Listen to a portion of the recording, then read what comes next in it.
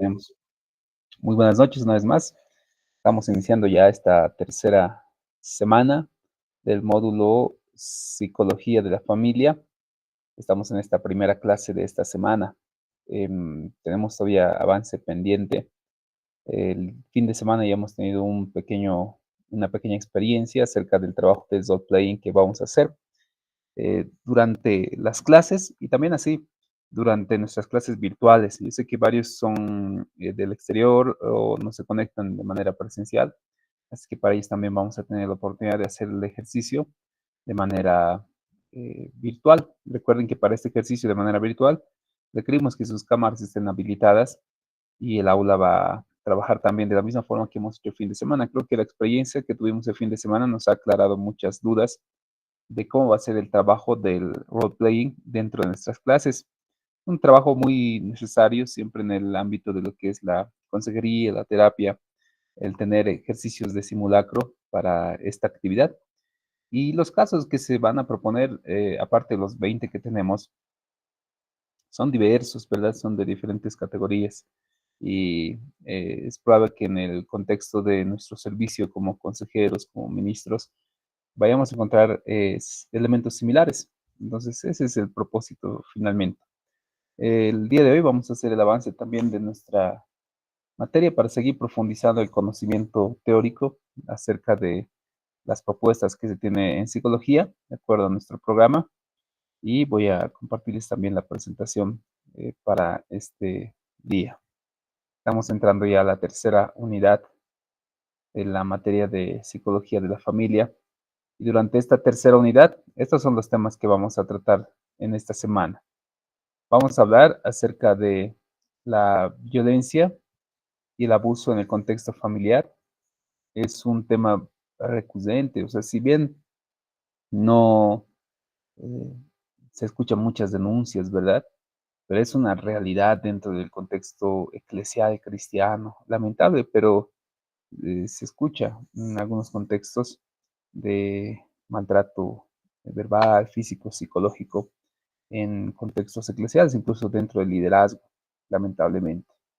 Vamos a hablar en esta semana también acerca de problemas de comunicación. Vamos a proponer también algunas técnicas. Les decía que es un aspecto importante de la pareja, de la familia, la manera como nosotros nos comunicamos. Y vamos a hablar también acerca de estos problemas que se puedan manifestar al respecto de la comunicación en el ámbito familiar. También vamos a hablar acerca de los trastornos psicológicos. Acá tal vez ya va a ser algunos elementos muy técnicos, probablemente para algunos complejos. Voy a tratar en lo posible de hacerlo de la manera más dinámica posible, tratando de evitar el uso de términos técnicos y hacerlo más sencillo para nuestro entendimiento acerca de los trastornos en psicología y dentro de lo que es la salud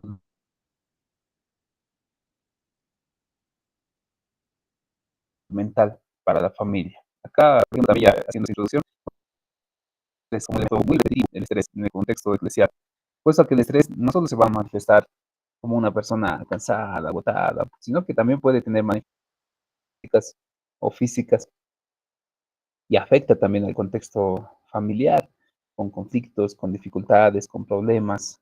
Y luego ya vamos a dedicarnos a nuestras actividades prácticas del roleplay. Entonces, probablemente el día miércoles, jueves, es donde vamos a hacer nuestras actividades prácticas, porque sí tenemos un grupo amplio, así que los de el exterior preferentemente van a tener, eh,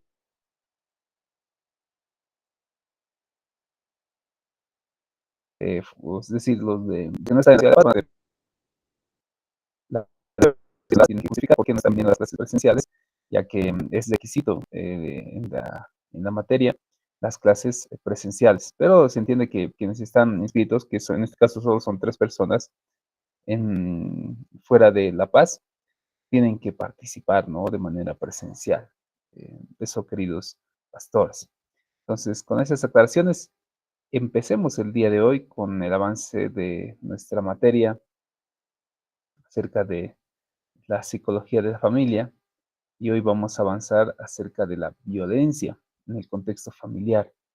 Decía que es lamentable, ¿no? Que se tenga que hablar de estos temas, pero es una necesidad, porque la familia que está sufriendo violencia, sea el niño, la niña, el joven, el adolescente, el esposo o la esposa, o el papá o la mamá, o los abuelos, probablemente si están en un contexto cristiano, es probable que vayan a acudir al apoyo y consejería del pastor, del ministro. Entonces, cuando hablamos de violencia, nosotros vamos a entender de que hay diferentes tipos de violencia. Entendemos por violencia cualquier comportamiento que tenga la acción de buscar o causar daño o sufrimiento o dominio sobre la otra persona o sobre un grupo también. Eso es violencia. Es la forma de generar daño o buscar hacer daño.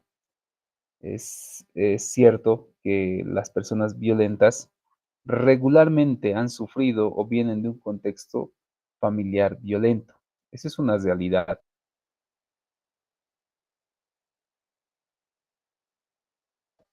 Entonces, nosotros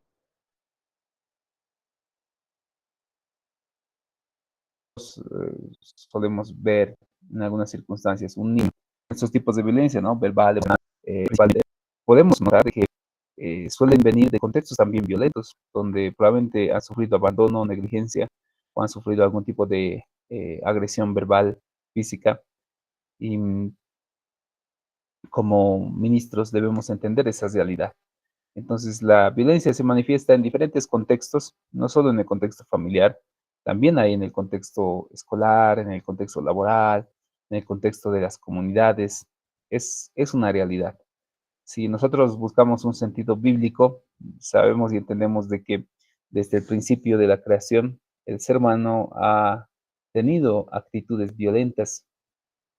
Vemos desde Génesis, desde Adán y Eva, donde hay una serie de acusaciones entre ellos, ¿no? Empezando de Adán, y dice, la mujer que tú me has dado, Señor, ella es la que me ha tentado. Es pues es un tipo de violencia verbal contra su mujer, contra quien responde, quien él decía, hueso de mis huesos, carne de mis carnes. Vemos más adelante a Caín y Abel, donde van a ejercer un tipo de violencia física, lo cual va a quitar la vida a Abel. Y después, a lo largo de la historia de la humanidad, en el contexto bíblico, vemos pues una triste realidad. El ser humano es violento por naturaleza.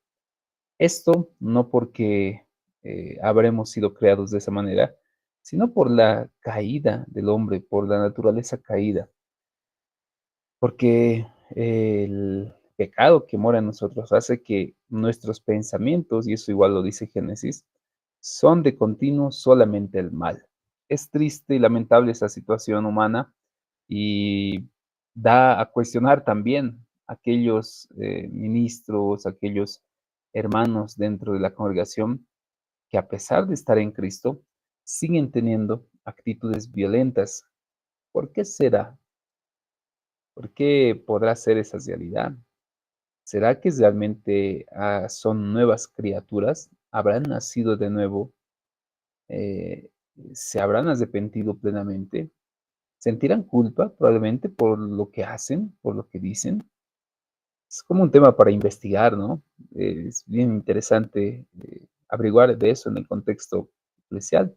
Sería un tema de investigación muy interesante si alguno de ustedes se anima a hablar sobre la violencia, qué es lo que motiva al violento, qué se puede hacer al respecto y cómo nosotros como iglesia podemos responder ante esas situaciones.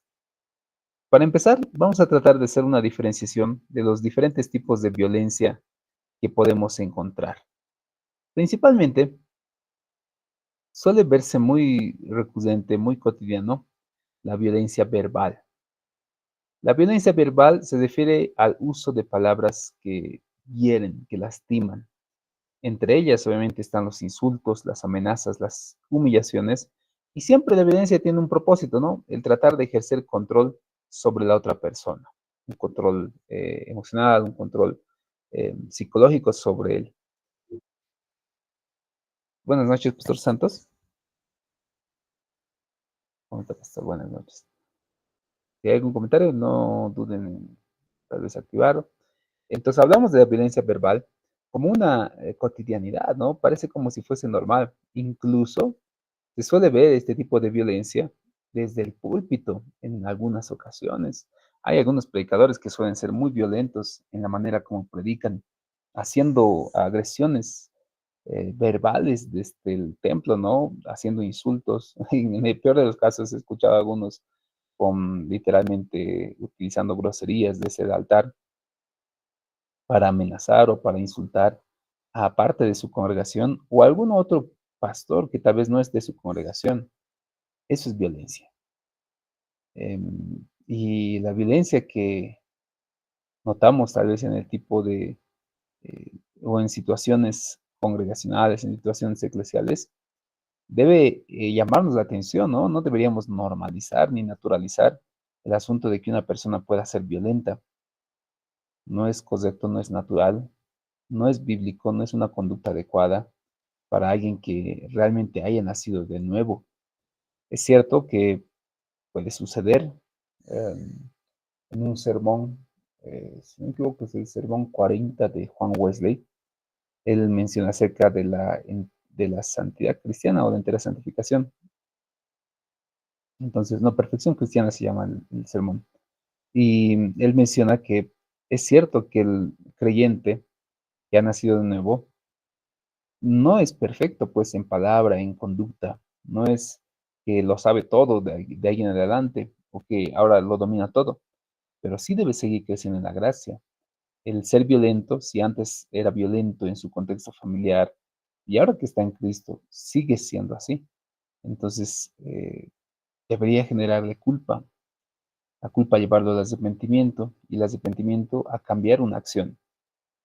Porque si bien algunos suelen arrepentirse de su error, de su maldad, no es pues lógico que alguien se arrepienta de haber hecho algo malo y volverlo a hacer, como un adúltero que ha pecado, que se le ha encontrado o haya confesado su pecado y está arrepentido, recibe gracia, recibe perdón de parte de su esposo, de su esposa, y, y ahora ya, evidentemente, su arrepentimiento involucra pues un cambio de acción.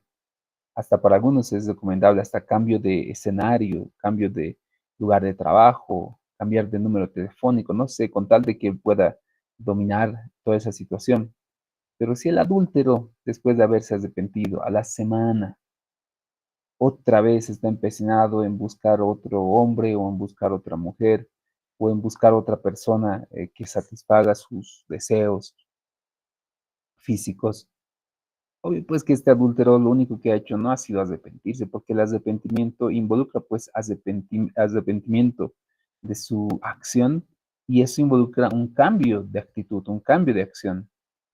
Entonces, si hay personas que suelen ser agresivas verbalmente, tienen que ser pues como Juan, como Jacobo. ¿Recuerdan cuando están llegando por Samaria y ellos dos se acercan al Señor y dicen, Señor, los hijos del trueno, mandaremos fuego para que descienda sobre estos, ¿no? Es pues una actitud muy violenta. Jesús los reprende, obviamente, pero si vemos luego a Juan, el evangelista, a Juan, el que ha escrito las cartas pastorales en primera, segunda, tercera de Juan, en Apocalipsis, su manera de hablar, pues ahora es bien diferente, ¿verdad? Dice, hijitos míos, amados míos, el que no ama no ha conocido a Dios, amémonos unos a otros. Es el evangelio del amor, algunos lo mencionan a Juan, ¿no? Como el evangelista del amor. Debe cambiar, pues, una persona si se ha encontrado realmente con Cristo. Ahora, acerca de la violencia, es cierto que la ira va a llevar, pues, a cometer algunos actos de violencia. La ira, el enojo. Y la Biblia también habla al respecto. Acerca de la ira menciona que podemos airarnos, pero no pecar. Airaos, pero no pecar. Que nuestro enojo no pase el atardecer. Porque cuando estamos enojados, es cierto, en nuestro enojo y frustración, en la ira que llevamos, podemos tener reacciones poco adecuadas como ministros, como pastores.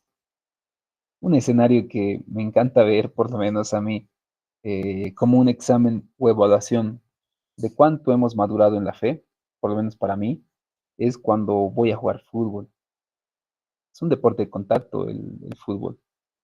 Y no va a faltar, pues, el rival que le frustra el perder o le frustra que le hagan alguna gambeta o alguna jugada, que vas a reaccionar, probablemente empujándote o pateándote directamente, o quién sabe, alguien que igual juega muy bien y puede llegar a frustrarte.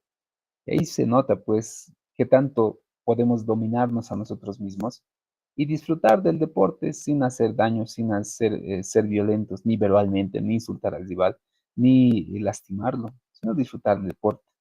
En algunas ocasiones en desafíos deportivos pastorales, solo ver que a algunos probablemente nos falta, todavía nos falta mucho, puesto que no dominamos aún nuestro carácter, no nos dominamos a nosotros mismos. Yo he visto a pastores que literalmente se agarran a patadas en la cancha. Es como que se han olvidado. Y recuerden que yo soy de una denominación de línea de santidad, ¿verdad? Nosotros nos hacemos la burla y entre los jóvenes decimos, se le ha olvidado la santidad al pastor que tal vez reaccionó así. Podemos enojarnos, pero este enojo no puede llevarnos pues al pecado. Em, una vez me preguntaban si Jesús alguna vez se había enojado. Y sí, pues Jesús, si bien no era de una personalidad que se enojaba constantemente, pero sí en algunas circunstancias se lo puede ver enojado. La primera ocasión que por lo menos recuerdo que él se va a encontrar en el templo y va a hacer un azote de cuerdas, eso lo va a describir Juan. Dice él haciendo un azote de cuerdas, trenzó un azote de cuerdas, se levantó y sacó a todos, ¿verdad? Los azotó. Y alguna vez yo enseñaba eso y una hermana me reclamaba, me decía, no creo, pastor, que Jesús se haya enojado. Y dice, claro que sí, o sea, si estás dando un azote de cuerdas, ¿cómo crees que haya estado él? ¿Qué crees que haya hecho ahí en el templo? Oh, librecambista, sal, por favor, de aquí, tenga. No, no creo, yo creo que un enojo le ha causado, han convertido mi casa en cueva de ladrones, mi casa de oración, y los despachó, liberó animales, botó las mesas, estaba enojado. Otras circunstancias donde Jesús manifiesta su enojo es el asunto de la religiosidad de algunas personas en la época. Le llega a molestar, dando tal vez adjetivos muy fuertes contra ellos, probablemente. Circunstancias también donde se enoja es ante la incredulidad de sus discípulos. Igual le llega a molestar. Entonces, todos podemos enojarnos, o sea, irarse, enojarse, es pues una naturaleza humana, esta parte de nuestra esencia humana. Pero el enojo no puede llevarnos a pecar. Y el pecado va en el momento en donde nosotros empezamos a ejercitar algún tipo de violencia. El que le dice tonto a su hermano, necio a su hermano, ya ha cometido un pecado. Jesús literalmente asocia el insulto o la agresión verbal como la muerte, como haber matado a su hermano. Oísteis que fue dicho, ¿verdad? Dice, no matarás, pero yo les digo que cualquiera de ustedes que le diga necio, fatuo a su hermano, ese ya lo ha matado. ¿Por qué dice eso? Porque evidentemente, queridos hermanos, cuando nosotros insultamos, por ejemplo, a un niño y le decimos, eres un tonto, ¿cómo vas a poder hacer eso? Tonto. O eres un inútil, o eres un incompetente, o eres bueno para nada, no te quería, no debías haber nacido, yo no te quería, cosas así. Es pues un tipo de violencia verbal. Y como hemos visto en las teorías del desarrollo humano, en psicología, lo que se le diga al niño, sí, aquí vemos una ilustración, ¿verdad? Muy interesante. Lo que se le diga al niño de manera verbal es pues algo que va a dañar y va a matar al niño. O sea, no lo matarás físicamente con tus palabras, pero matarás sus sueños, matarás sus anhelos, matarás su seguridad, matarás su autoestima, lo matarás. Por esa razón, probablemente Jesús mencionaba de que que diga de esa manera a su hermano es un asesino, es alguien que mata. Tengamos cuidado, pues, que nuestras palabras sean para edificación del cuerpo de Cristo, no para destruir, no para dañar, no para lastimar. Y el cuerpo de Cristo, pues somos todos, no solo mi denominación, no solo tu denominación, todos somos el cuerpo de Cristo. Y mis palabras deberían ser de edificación incluso en redes sociales. ¿Cuántos vemos en redes sociales que se mandan al infierno, que se condenan unos a otros, que literalmente, o sea, yo creo que está bien exhortar, o sea, está bien exhortar cuando revisamos que enseñan algún tipo de doctrina o están enseñando algo muy confuso para la iglesia. Y está bien exhortar, ¿no? Manifestar mi punto de vista diferente. Lo puedo manifestar. Es una necesidad el corregirnos unos a otros.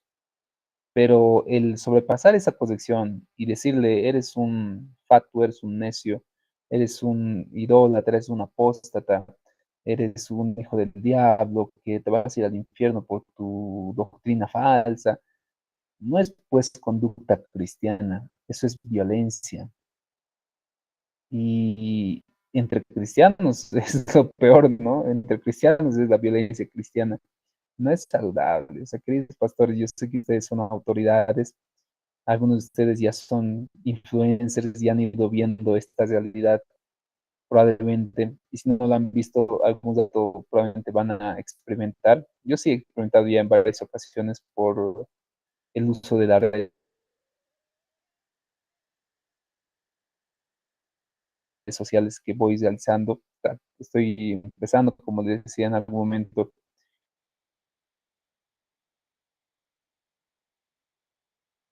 gran diversidad muy religiosas o de personas que defienden mucho una doctrina como que practican y son capaces de insultarte, de mandarte al infierno, de desearte el mal para tu familia, de desearte el mal para tus, ¿no? Eh, creo que puede ser de esta manera. Le pido que lea estas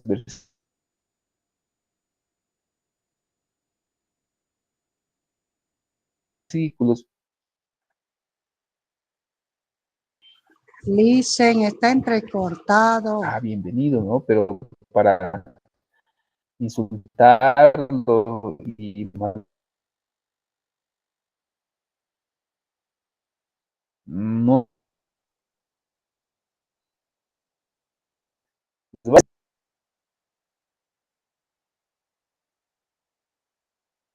debate.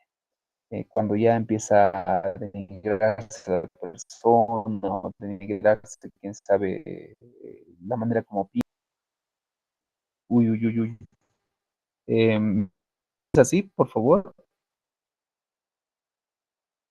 No me sale acá tampoco un... Si se está entrecortando la comunicación.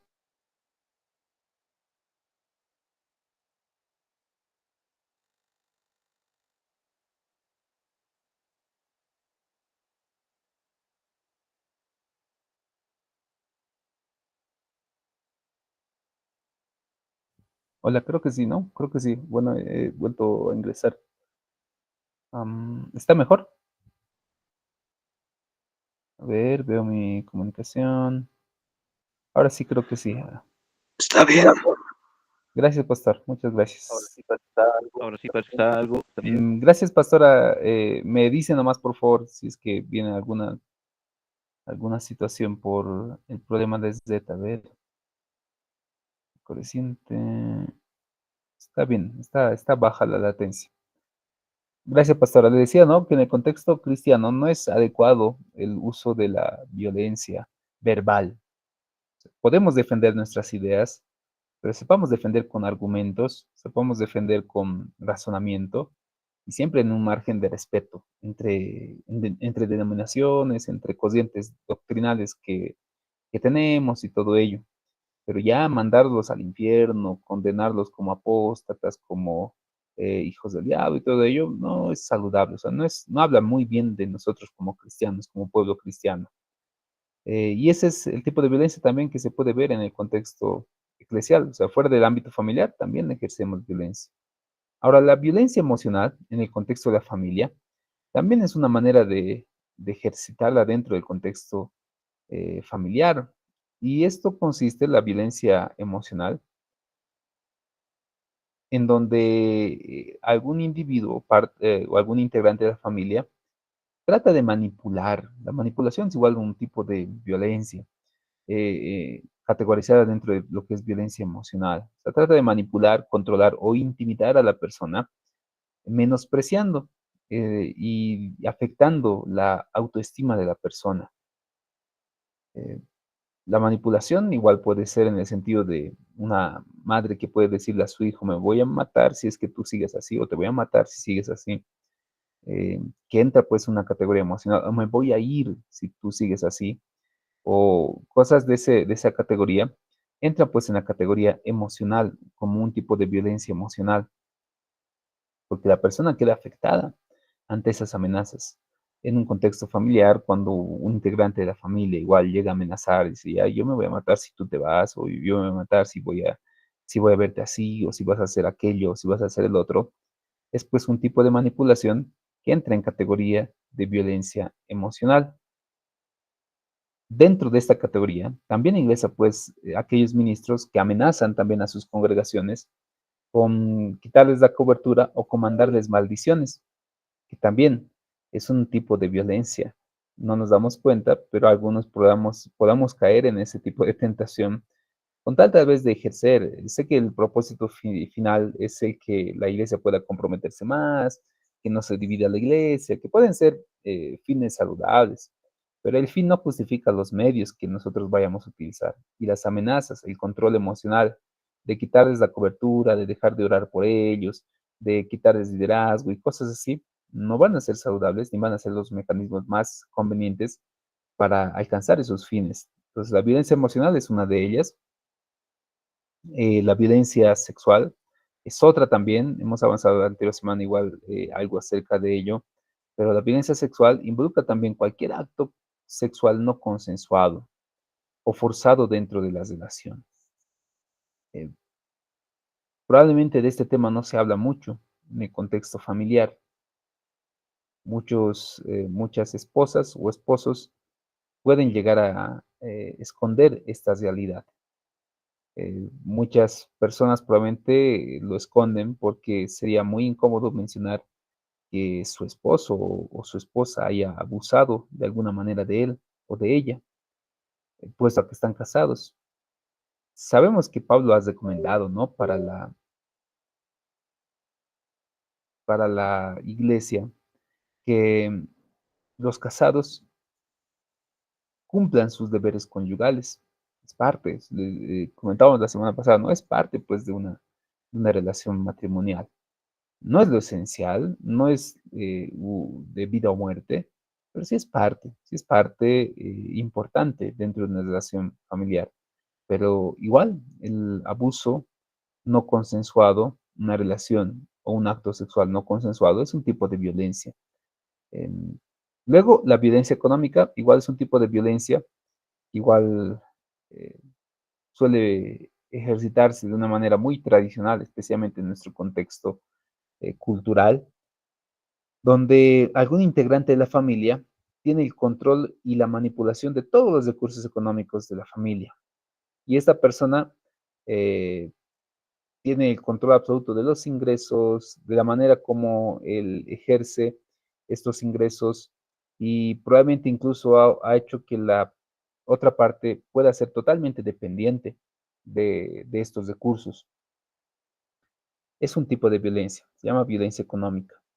Y en el contexto, les decía, en el ámbito nacional, especialmente en nuestro contexto cultural occidental, es un tipo de violencia muy naturalizado ya, puesto que se ha visto que el varón es el único proveedor y como único proveedor es el único que agarra el dinero, lo puede gastar en bebidas, lo puede gastar en fiestas, le da una cierta cantidad a la pareja y la pareja tiene que saber resolvérselas con eso. Eso se llama violencia económica.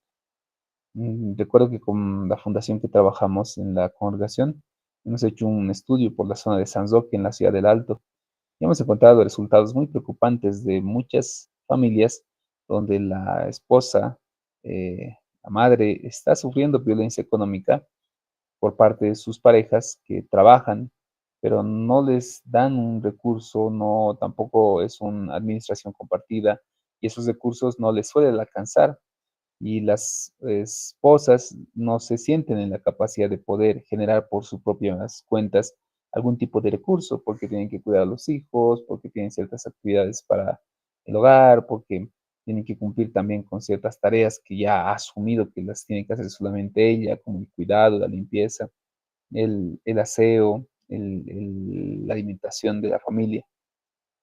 Sin embargo, yo recuerdo que en el proyecto que hemos elaborado con la fundación y que ha sido bien recibido también por Misión Alianza Noruega, era equipar a cada una de las mujeres que viven en el sector, dándoles algunas herramientas para que puedan ser libres de una violencia económica y puedan ellas por sus propios medios generar recursos con pastelería, con cocina, con corte y confección, con actividades que puedan trabajarlas desde su hogar sin descuidar el rol principal, creo, de una madre, ¿no? De cuidar a sus hijos y de esa manera también poder ser una parte fundamental dentro del crecimiento y desarrollo de su familia. Esa es la violencia económica. Por último, entre los tipos de violencia también se encuentra la negligencia. La negligencia, como tipo de violencia, es aquel abuso que involucra pues falta de cuidado o atención a las necesidades básicas que requiere un miembro de la familia. Se llama negligencia. Y aquí vemos también una realidad. Otra vez, a nivel cultural, por la situación económica, social, en muchas ocasiones ambos padres tienen que ir a trabajar y abandonan a sus hijos, o sea, literalmente los abandonan teniendo sus 5 o 6 años, los dejan en casa. En el peor de los casos, incluso se ha visto en noticias que los encadenan, que les ponen grilletes para que no puedan salir, que los amarran de alguna manera en los cuartos o los cierran con candados. Se ha visto en el peor de los casos que incluso acaban en muchas ocasiones muertos porque acaban en un incendio, porque se queman, porque se accidentan, porque no comen bien. Eso se llama negligencia. Se le ha quitado el cuidado adecuado correspondiente a un niño que por su edad no puede valerse, no sabe hacer muchas cosas, pero ya los padres los abandonan y les quitan ese cuidado. Eh, en defensoría se ve mucho de esta situación donde la defensoría literalmente tiene que, de oficio, llevarse a esos niños, puesto que los padres han cometido negligencia, porque seguramente suele ir asociado también a abuso físico y verbal. Y probablemente no he escuchado alguna vez este tipo de violencia en el contexto eclesial. No es que no exista, pero no es muy recurrente, ¿verdad? Entonces, acerca de la violencia, es importante reconocer que hay una especie de escalada de violencia, porque toda persona violenta, eh, ya la pareja, el novio, la novia, tiene que ir siendo muy prudente, muy hábil para ir notando ciertas particularidades en su pareja que muestran actitudes violentas. Es una escalada. O sea, una persona violenta inicialmente va a empezar con agresiones psicológicas, en donde va a ir manipulando a la persona, ¿no? Bueno, entonces me voy. Bueno, entonces ya no te quiero. Entonces, bueno, dejo de escribirte. Entonces dejo de llamarte. Dejo de hablarte. Es un tipo de agresión psicológica. La persona queda manipulada, pero ese tipo de agresión va a seguir en escalada y luego va a pasar a agresiones verbales, insultos, maltratos verbales, haciendo menosprecio a la persona, amenazas correspondientes tal vez a su relación. Estas agresiones verbales van a escalar a agresiones físicas, inicialmente con empujones, con sopapos, con golpes que van a ir aumentando en intensidad. Estas agresiones físicas, en el peor de los casos, termina con una muerte violenta. Cuando vemos en noticias, ¿no? Es lamentable algunas noticias que realmente impactan, ¿no? Cuando, quién sabe, una persona, por ejemplo, recientemente, debe ser ya un mes, en Caranavi, ¿verdad? Un hombre ha apuñalado 39 veces a quien probablemente haya sido su pareja enfrente de sus compañeros en el aula, 39 veces. Y no es que esa muerte violenta que ya ahora se registra pasó de la noche a la mañana, es seguro que ha empezado con una tendencia de escalada de violencia, donde empezó con amenazas, empezó con insultos, fue con agresiones, empujones, golpes o sopapos o puñetes, y llega en un punto donde la persona va a acabar muerta. O sea, esto, como dice aquí, es un proceso ascendente y la intensidad aumenta, tiende a aumentar, a incrementarse. Hablar de violencia es un elemento bien delicado en el contexto de consejería. La persona que está sufriendo violencia probablemente no va a llegar a consejería. Y si llega, es porque está llegando a tocar fondo y se quiere apoyo. Nuestra responsabilidad como ministros, como consejeros, no solo debe limitarse al consejo de, ya bueno, oraremos y ayunaremos, declararemos ayuno para que el Señor, para que el Señor le dé más aguante, para que el Señor le ayude a resistir mejor los golpes. No, pues no es muy saludable ese consejo.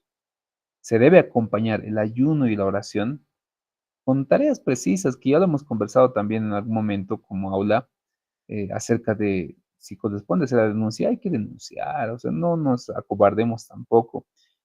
Es cierto, todavía como congregaciones muchas veces no tenemos una respuesta adecuada ante todo este tipo de situaciones, pero sí hay instituciones, sí hay instituciones que apoyan todo este tipo de proceso de maltrato con psicólogos, con trabajadores sociales, con casas de acogida.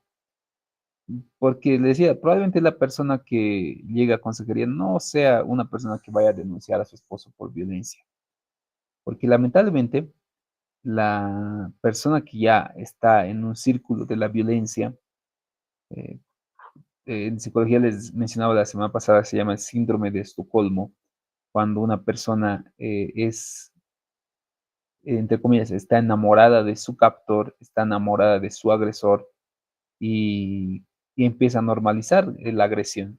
Ya se ha vuelto una persona dependiente.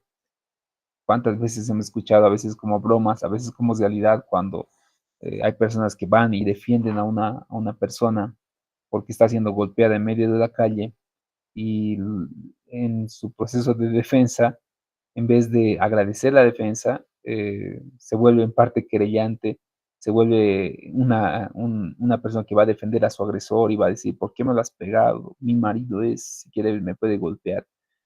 Que parece gracioso, pero a veces es una realidad. ¿Por qué estas personas no salen de este círculo de la violencia? Porque el círculo de la violencia tiene un ciclo. Como menciona ahí, dice un ciclo, un círculo. Este círculo va a generar una dependencia en la persona. Esta dependencia es la que le limita al hombre o a la mujer que está sufriendo violencia de denunciar, de buscar ayuda, de encontrarse con alguien en apoyo. Es complejo, porque le ha generado literalmente un proceso, un complejo dentro de sí. ¿Cómo funciona? O sea, la persona inicialmente va a venir con una agresión.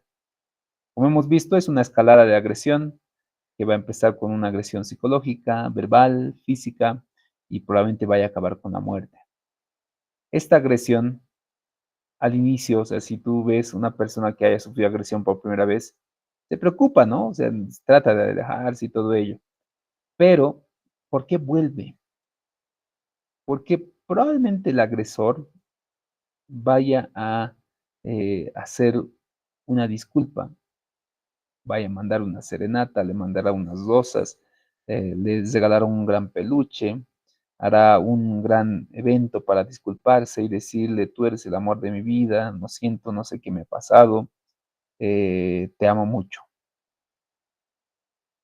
Es lo que va, cómo se empieza el círculo de la agresión. Eso va a pasar a un proceso que se llama la luna de miel, en donde una vez más están ambos juntos, ya disculpados, ya están otra vez en paz, otra vez están tranquilos, hay compromisos de por medio, uno dice que ya no va a ser así de celoso, ya no va a ser, ya no va a insultar, ya no va a dañar. Entonces, Si no tienen un apoyo en el proceso, si no hay un seguimiento, especialmente con la persona que no sabe manejar su ira, su frustración, su enojo, sus celos, eh, la persona tarde o temprano va a volver a cometer esos actos que le han generado tensión. Si le ha generado tensión que su esposo o su esposa reciba mensajes de otra persona, sean del trabajo, sean de la escuela, sean de la universidad, va a volver a generar tensión entre ellos y va a volver otra vez el ciclo. Va a utilizar violencia psicológica, va a volver a utilizar violencia verbal, va a decir, tú eres una pip, tú eres un pip, haciendo sonido para entender que va a utilizar insultos, ¿no? Tú eres esto, tú eres aquello, tú eres un tal y cual, tú eres de esta manera y va a empezar a insultar. Eso genera la tensión. Y esto va a desencadenar en la agresión física, verbal, psicológica y otra vez, ¿no? Probablemente la persona se va a distanciar, se va a alejar, el agresor va a volver a hacer un gran evento de disculpa y va a escribirle y va a llamarle y va a insistirle y se va a disculpar una y otra vez y va a decir nunca más. Hasta va a probablemente mentir y va a decir estoy buscando ayuda, me están diciendo esto, el pastor ha ido a hablar con él, cosas así. Les digo por experiencia, ¿no? Que me han llegado a casos. He hablado con el pastor me dice que ya está orando por nosotros, cosas así, o utilizar falsedades. Entonces, otra vez van a volver a la luna de miel. Y otra vez va a haber un punto de tensión. Si es que no buscan ayuda, requieren ayuda, ahí viene el proceso de consejería, de terapia. Va a volver agresión y otra vez. Este círculo es lo que va a generar en la persona esa dependencia, porque va a desarrollar el síndrome de Estocolmo internamente y va a pensar de que su agresor realmente le ama.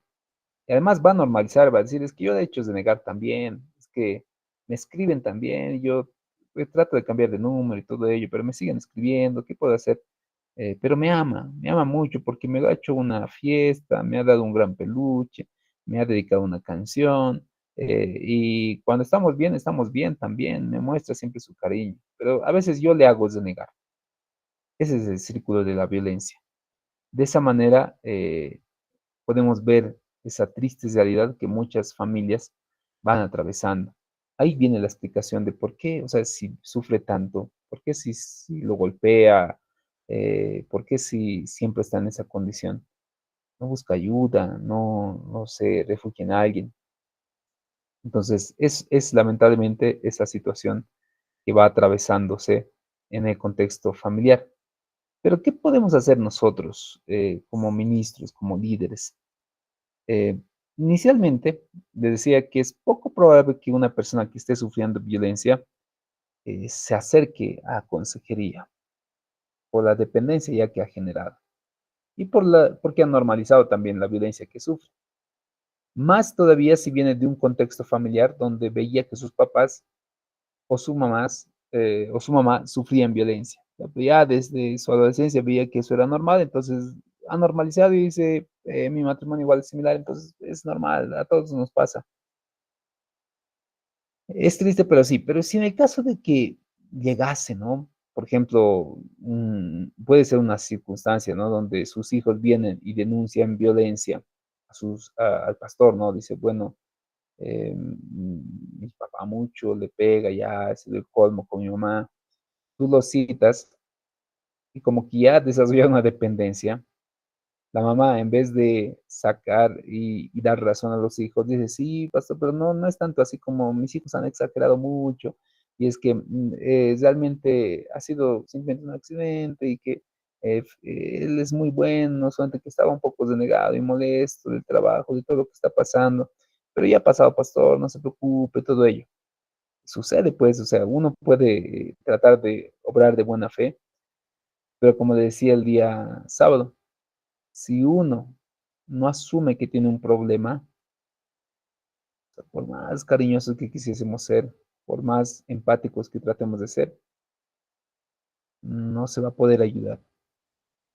Para empezar un proceso de apoyo, para empezar un proceso de ayuda, tanto a la persona que tiene ira acumulada, porque igual si el airado, el enojado, dice, no, no, normal, o sea, no es que tampoco seas de negón, solamente que me hacen denegar y a veces estallo, pero tampoco estoy tan mal, ¿no? O sea, no es que les quiero hacer daño, sino simplemente me exalto, pero todo pasa, o sea, todo pasa. Y esas situaciones se ven pues en la realidad. Eh, pero en el caso que recibiésemos a alguien que está sufriendo violencia y que viene a acercarse a nosotros, es importante analizar también cada caso. Eh, Creo que principalmente el proceso de apoyo que vamos a hacer es una contención emocional, un apoyo emocional y educarle acerca de esto, ¿no? Muchas personas desconocen, ¿por qué, pastor? Yo sé, yo no, yo veo que él es bueno también, pero no sé cómo hacer. O sea, ya ha generado una dependencia emocional. Y hay que tratar de que la persona pueda entender todo esto del círculo de la violencia, de la escalada de la violencia, los tipos de abuso y derivar también a quienes son víctimas a recursos y profesionales especializados en salud. Como decía, es un caso delicado cuando hablamos de violencia. No seamos muy osados de tratar de resolver solo nosotros. Hay organizaciones que acuden y apoyan también con asesoramiento psicológico, con incluso asesoramiento legal. Por ejemplo, hay no sé cómo se llama, Misión Alianza Justicia, pues, es una de ellas, Misión Alianza Justicia. Hay ONGs que especialmente hacen diferencia hacia el público femenino y adolescente. Entonces, se puede hacer ese tipo de convenios. Algo que yo os recomiendo en las clases de psicología de familia siempre es, queridos pastores, háganse un tarjetero, háganse una lista de contactos de abogados, de ONGs, de institutos, de profesionales médicos, psiquiatras, psicólogos, trabajadores sociales, porque son necesarios ese tipo de contactos para cuando la situación escape de nuestras posibilidades, porque no podemos resolver todo nosotros, siempre requerimos del apoyo de algún profesional que se está especializando en esa área, que se ha formado para ello, que conoce, que tiene experiencia, porque hablar de la violencia en el contexto eclesial es bien delicado. O sea, nosotros como iglesia no deberíamos permitir ese tipo de situaciones. Deberíamos limitar, deberíamos exhortar, corregir, formar. Al violento también darle herramientas para que trabaje con su ira, identificar desde dónde viene esa ira contenida, cómo tratar de darle ese acompañamiento. El acompañamiento espiritual es pues igual a algo determinante. Como decían, nosotros como cristianos creemos en la eficacia de la oración, del ayuno, de los medios de gracia, de los sacramentos, como elementos importantes para nuestro bienestar espiritual y también incluso para nuestro bienestar diario. Es natural para el cristiano entender de que estas herramientas son útiles, pero ante circunstancias tan delicadas como la violencia verbal, psicológica, física, sexual, negligencia, no podemos dejarlo de manera que, digamos, sí, oraremos y ayunaremos. Les daba un ejemplo en la primera clase, si no me equivoco. Si yo tengo dolor de muelas por causa de la caries y la caries es negligencia mía porque no me he aseado bucalmente y la caries se ha desarrollado en gran manera en uno de mis molares eh, y voy a mi pastor y mi pastor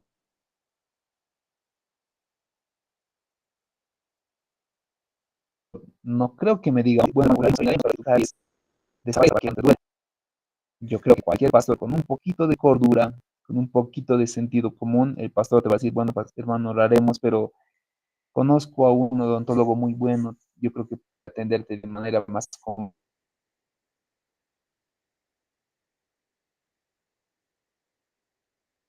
conveniente y más económica inclusive, y es de confianza. Le llamaremos de llevar de cualquier pastor con un poquito de sentido común actúa así. Sí, lamentablemente hay pastores que no es una generalización, pero sí hay lamentablemente pastores que no van a hacer eso, que simplemente van a decir, ya oraremos, ayunaremos, y bueno, si tienes fe, el Señor te va a curar, si tienes fe, te va a tapar la muela, si tienes fe, la infección estomacal pasará. Entonces, si yo veo que es un asunto de violencia, debo utilizar a quienes tienen la capacidad y la formación para atender este tipo de casos. ¿Qué dicen ustedes, pastores, acerca de la violencia? ¿Qué testimonios tal vez comentan? ¿Qué sugieren que tal vez se pueda hacer también en ese contexto familiar que vemos? Pastor Jimmy, ¿cómo está? Buenas noches. Buenas noches, licenciado, buenas noches, compañeros. Bueno, tal vez mi testimonio va a ser muy chocante. No sé si contarlo. Em, pero una vez, ¿no? Me han llevado a un poblado lejano mm, a predicar, ¿no? Íbamos a estar allá una semana. Y justo ahí me he topado, ¿no? Con un pastor súper autoritario, gritaba desde el púlpito. eh, hemos tenido choques con él, digamos, porque me invitado a mí a predicar, una hermana que mi papá le ha convertido, pero que vivía en ese pueblo, se asistía a su congregación, ¿no? Por invitación de ella yo he ido, y justo el caso de violencia familiar, y ahí en que realmente se quería ayuda de la iglesia, ¿no? Por ser un poco lejano, pidiendo auxilios de él, digamos, ¿no? Al pastor, y justo antes de tener una conversación con él, ¿no? Y él me decía, es muy jovencito, tú no puedes ser pastor, no estás listo, te falta tanto, ¿no? Y, pero cuando se ha dado la necesidad de que realmente la actúe, como esto ha habido un choque, ¿no? Y yo me ponía a pensar perdón que sea atacante, pero quién realmente no está listo, porque yo quería tomar cartas en el asunto, porque un poquito ya tenía información sobre lo peligroso que es, digamos, estas situaciones, más cuando una persona realmente pide ayuda, digamos, incluso alojamiento en la iglesia, por favor, digamos, esta persona me quiere hacer daño a mí y a mis hijos, ya está mal, toma mucho, por favor, alójenme dentro de la iglesia, porque si me ve en la calle me va a golpear, y ya está viniendo mareado con sus amigos, tienen armas, o sea, ya tiene un palo, tiene cosas, ¿no? Y no, digamos, el pastor decía, no puedo involucrarme porque no es mi área, tiene que usted, hermano, y hablar y solucionar, nosotros aquí vamos a orar y ayunar, ¿no? Y así todo un choque, ¿no? Yo personalmente me he molestado porque veía la necesidad, pero no había, yo decía, digamos, el pastor tan lindo grita desde el púlpito, pero no puede enfrentarse, digamos, ¿no? A una situación de estas. La Biblia dice que el pastor da la vida por sus ovejas y a veces me incluyo, somos buenos para gritar o para hablar cosas con una seguridad y una exigencia fuerte sobre la palabra de Dios, pero al momento de realmente cuidar esas almas por las que Jesús ha muerto, que son las más importantes, somos buenos para exigirles, pero a veces para cuidarles de verdad, a veces nos echamos para atrás, ¿no? Porque tenemos miedo, como decía, a los problemas legales y este, como digo, la hermana ha venido así asustada, digamos, déjenme entrar a la iglesia y por favor protéjanme, ¿no? Ayúdenme. Y era ella miembro de la iglesia, ¿no? Y el pastor no ha querido. De hecho, no, tú tienes que hablar con tu marido. La Biblia dice que la mujer tiene que estar sujeta a su marido. O sea, totalmente así un choque terrible en ese momento. Y yo veo que a veces, como decía, me incluye, a veces somos buenos para exigir a la iglesia que oren, les reñimos, les gritamos, pero cuando tenemos que nosotros dar la cara también por las ovejas, a veces nos cuesta, y es una autocrítica también a mí. Yo he estado también en esa situación y da miedo, pero también ya me he atrevido una vez a afrontar una denuncia, y es terrible, la familia venía a la iglesia, te quieren pegar, es terrible, pero hay que estar ahí firmes, porque como digo, yo pienso que un pastor debe dar la vida por sus ovejas también.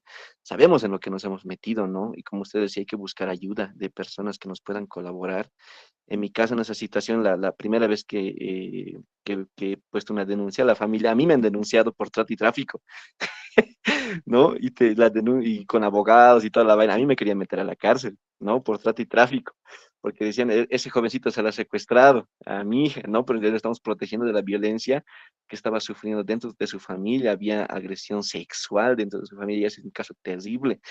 Y, y, y realmente, como le digo, venían a la iglesia, al GDA, venían a hacer problemas y todo un lío, pero gracias a Dios al final, o sea, todo se ha resuelto. Ella ha puesto la denuncia contra su familia, ha logrado ganar el juicio, así todo bien, gracias a Dios, pero es difícil realmente, a veces nos da miedo, como digo yo, a veces cuando están en esa situación, ¿en qué me he metido? Porque venían toda su familia borrachos a la iglesia y a gritar desde afuera, a tirar piedras, así, todo un lío, pero gracias a Dios, Dios ha podido salvar esa vida. y la hemos podido rescatar de un entorno muy tóxico y muy peligroso, pero hay que estar bien amarrados los pantalones para enfrentar ese tipo de situaciones y realmente dar la cara por las abejitas que a veces les decimos que les amamos, realmente amarles a ese nivel de acogerles, de protegerles, de brindarles todo el apoyo. Entonces, como usted menciona, a veces es delicado, es delicado, es poner también a tu familia en riesgo, van a venir a mi casa a amenazar y tengo mi papá mayor, es todo un problema y realmente, pero es necesario, pienso que realmente eh, somos la luz del mundo, la sal, y nuestra obligación o nuestra responsabilidad cuando alguien pide ayuda es brindarle la ayuda que podamos darle, ¿no? A veces hay casos, por ejemplo, yo estoy en un grupo donde vamos a dar comida a los pobres y en otra organización en la que incluso tratamos de sacar señoritas de la prostitución y es pues meterse con mafias, con grupos, con trata y tráfico y es delicado y yo veo a la gente que está ahí a veces que realmente tienes el llamado de ayudar a las personas y como usted decía, es bueno tener conocimiento de esas organizaciones para poder solicitar su ayuda cuando la situación escapa de nuestras manos y poder brindar ese apoyo, ¿no? Bueno, esa sería mi participación, licenciado. Mi gracias y mis disculpas si en un momento he dicho algo que no debía, perdón.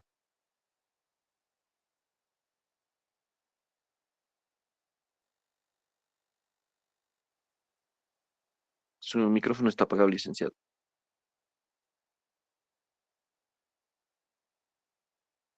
Perdón, gracias, ahora sí. Gracias, Pastor Jimmy. Es cierto que sí, les decía que si vemos la realidad en muchas de nuestras congregaciones, debemos de conocer, pastores, que estamos limitados, ¿no? Estamos limitados con en la ejecución de muchos de estos proyectos. A veces lo hacemos de manera empírica por el deseo nato que tenemos como pastores de ayudar, pero sí no estaría de más porque a veces la congregación no tiene pues los medios necesarios. Yo estoy visto igual una realidad. El Estado mismo no suele reconocer pues el asunto de las iglesias evangélicas como un ente que pueda ayudar a este tipo de circunstancias. Pero en la experiencia propia les comento que, bueno, nosotros trabajamos con una fundación, ya tiene nuestra fundación 5 años de trabajo recientemente, y el tener una fundación nos da pues una legalidad y una autoridad para tratar este tipo de temas.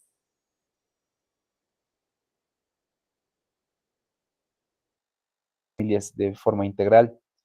Entonces, ante una denuncia a defensoría, ante una instancia que involucra, quién sabe, el apoyo o el proceso de que la policía nos pueda apoyar, no sé, les es más fácil decir, nosotros somos de la Fundación Casa del Pan, entonces saben que estamos legalmente instituidos, mostramos nuestra documentación y nos dan pues el respaldo.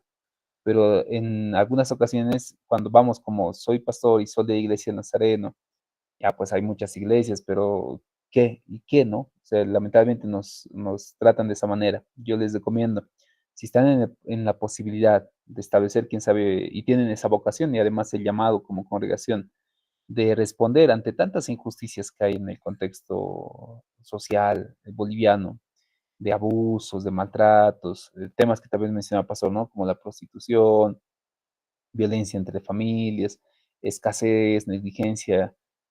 No está de más darnos legalidad al trabajo que vamos a realizar. Así podemos captar fondos, podemos buscar profesionales que hagan intercambio de servicios con nosotros y el trabajo que vayamos a hacer va a ser mucho más efectivo. A ver si pueden animarse. Yo en el proceso tal vez les voy a comentar un poquito cuál es el procedimiento que hemos realizado, de qué manera hemos ido alcanzando el tener ya una fundación como iglesia. Pastor José Luis, muy buenas noches. Tal vez algún comentario, algún aporte también, Pastor. Sí, buenas noches, licenciado, buenas noches, pastores. Dice el refrán que en todo lado se cuecen habas. Yo, bueno, hace muchísimos años vi por la televisión cómo en un colegio se agarraban a sillazos. No sé, se arrojaban las sillas, bueno, se insultaban, se maltrataban. Yo dije, bueno, ya deben ser políticos o algún grupo, ¿no? Secular. Pero eh, el familiar que veía conmigo el reportaje de la televisión me dije, Digo, son obispos de una iglesia, que no es bueno dar el nombre, pero ellos se agarraban a sillarlos por el control del colegio.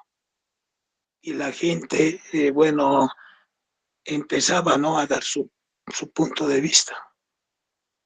Yo dije, pero ¿son obispos? Sí, son de una iglesia. Se están disputando por el control del colegio, dice, porque creo que hubo una convención, una asamblea, y un grupo ganó el control del colegio, pero el otro no lo aceptaba. Pero era un colegio cristiano evangélico, ¿no? Y realmente cuando escuchamos o vemos este tipo de noticias, realmente es bien triste,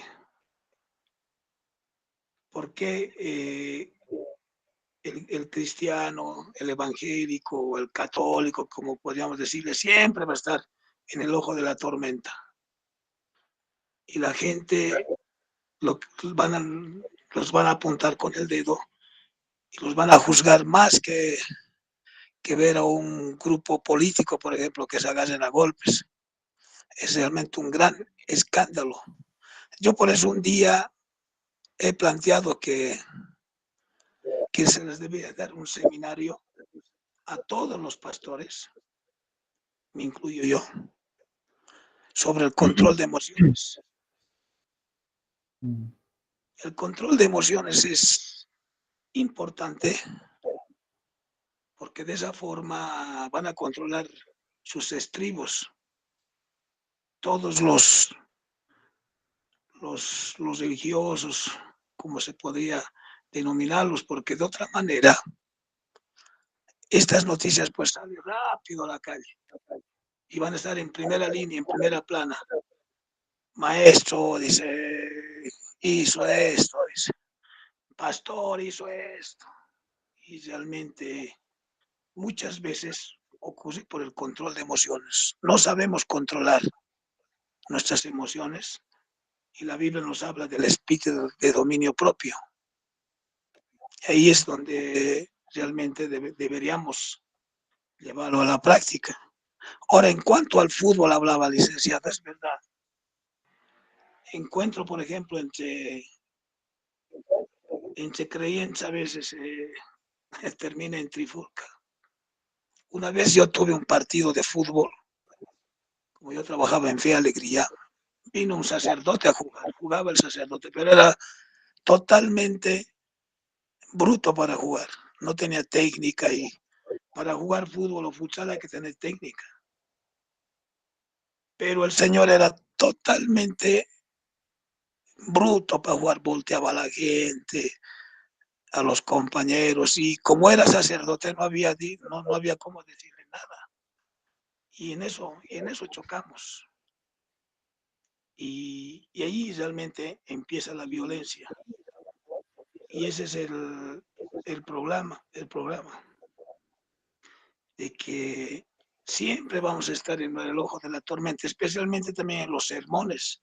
Hay sermones que son muy connotativos, que no sé qué hacen para predicar casi de forma personal contra el otro. Ahí también hay una especie de violencia, porque dice, está predicando, a mí me está diciendo, dice, seguramente conmigo se está agasando. Y realmente deja mucho que decir, y hay que tener mucho cuidado con la palabra, especialmente con el uso del mismo vocabulario, el léxico, cuando uno está en el púlpito, porque si uno no lo utiliza de una manera correcta, va a ser de que muchos de los feligreses se sientan quizás en alguna forma se van a sentir de que a mí me está atacando, que me está molestando, qué sé yo. Y entonces la violencia va a estar en todo lado, pero lo que uno debe hacer siempre en todos los casos es el control de emociones. Gracias, licenciado. Amén. Gracias, Pastor José Luis. No sé si hay algún comentario más, alguna pregunta acerca de la temática que hemos avanzado el día de hoy.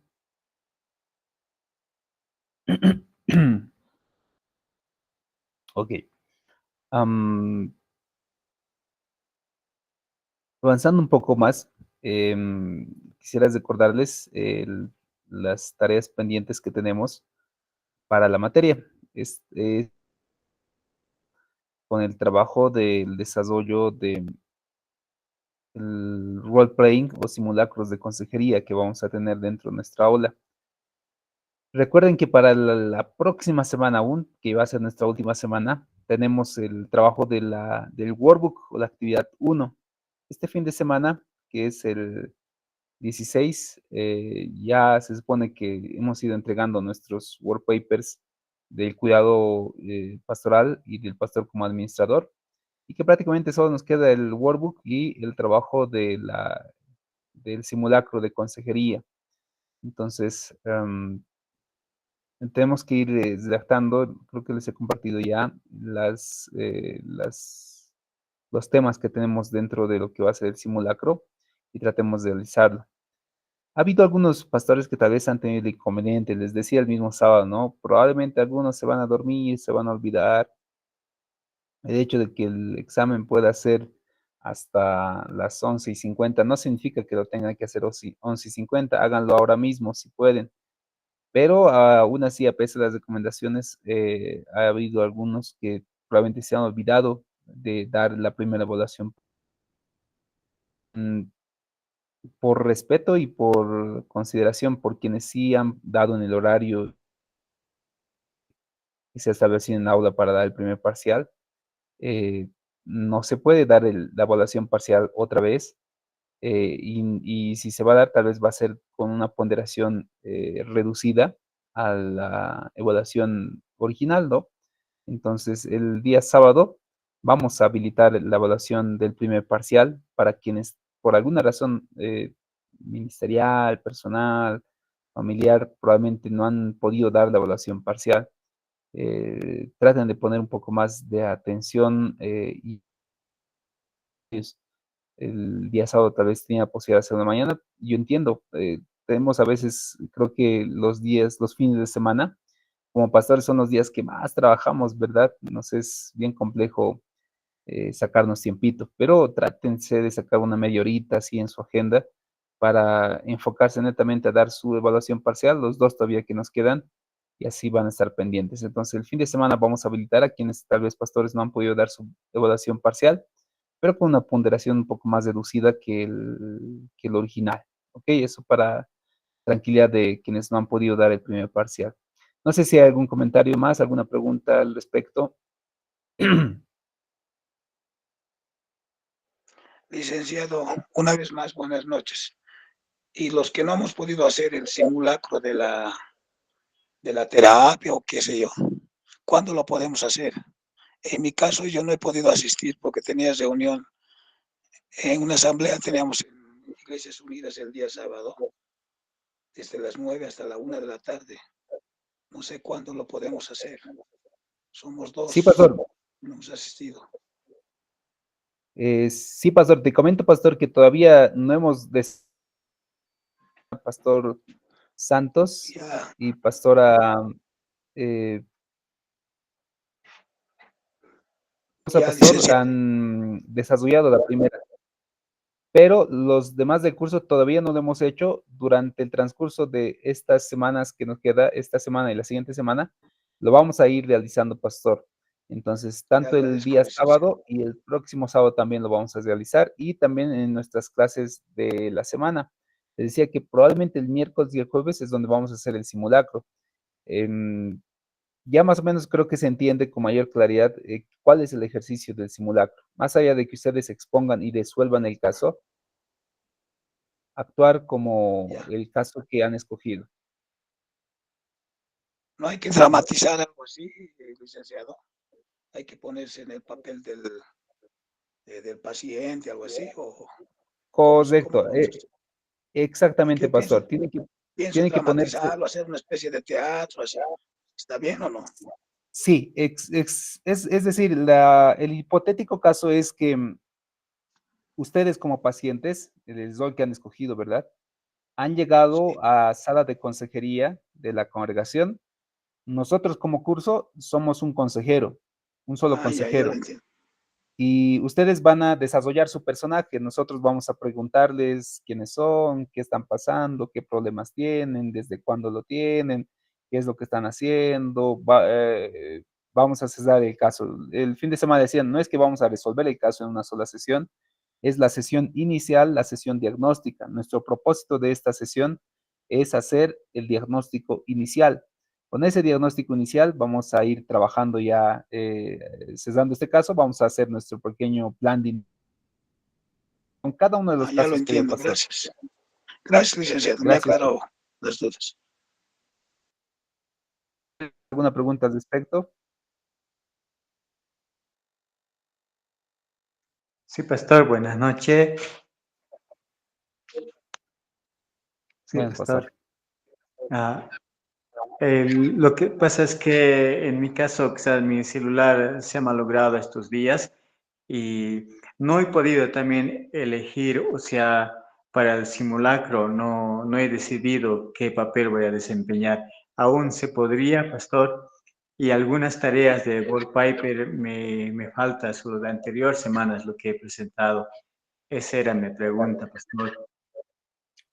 Sí, pastor Néstor, todavía se puede elegir. Tenemos casos de pareja, tenemos el caso de, eso tendrías que hacerlo con alguien en aula.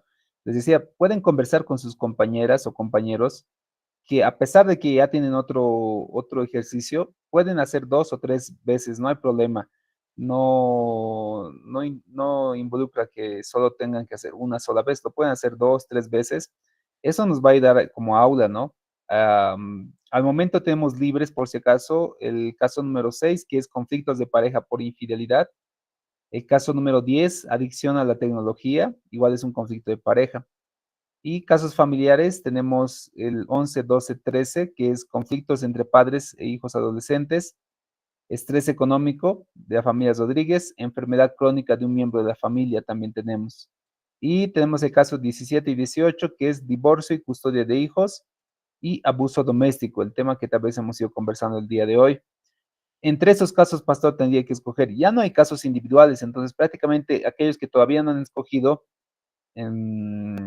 les digo quienes todavía no tienen casos, Pastor Natalio Choque, Pastor Miguel Ángel Condoretti, Pastor Marc Larico y Macías, Pastor Josué Macías, Pastor Imer, Weimar, a Weimar sí le hemos designado un caso, si no me equivoco, el fin de semana. A ver dónde está. A Weimar le hemos dado el caso número 20, Pastor, te vas a anotar. Y ellos son los que tal vez no tienen un caso. Puedan elegir, estimados pastores, entre los casos que están ahí. Veo que la mayoría son varones, entonces en este caso puede ser una opción, ¿no? Que no vino su esposa, o sea, en hipotético caso, no vino mi esposa, pero yo tengo problemas de adicciones a los juegos, algo así pueden tratar de simular también. O en el mejor de los casos, puedan conversar con las hermanas pastoras dentro del aula y pedirles el apoyo para que puedan desarrollar el caso. Eso, querido pastor. Entonces, puede elegir todavía el caso, me escribe nomás. Gracias, pastor. ¿Alguna pregunta más, queridos pastores, al respecto? Entonces, mañana vamos a continuar nuestra materia, vamos a tratar de avanzar más rápido y así vamos a dedicarnos también a hacer análisis de caso en nuestras aulas y vamos a ir construyendo también planes de intervención para cada uno de los casos que vayamos a presentar. Mi recomendación para todos es que quienes vayan a ejercer los diferentes roles o personajes, traten de entrar en el personaje. Si tal vez hay un vacío dentro de las preguntas que vayamos a dar, incluso en el guión que tengan, trátenlo de rellenar de la manera más espontánea posible y personifíquense, ¿no? Incluso los actores de Hollywood mencionan que hasta simulan o tratan de vivir como vive su personaje de tal manera de que en el momento de actuar el personaje puedan ser lo más realistas posibles. Y yo les animo, ¿para qué? Para que nosotros como aula también recibamos esa riqueza del caso y entremos en situación. Trátenos de poner también en situaciones incómodas que tal vez pueden escapar de nuestra posibilidad.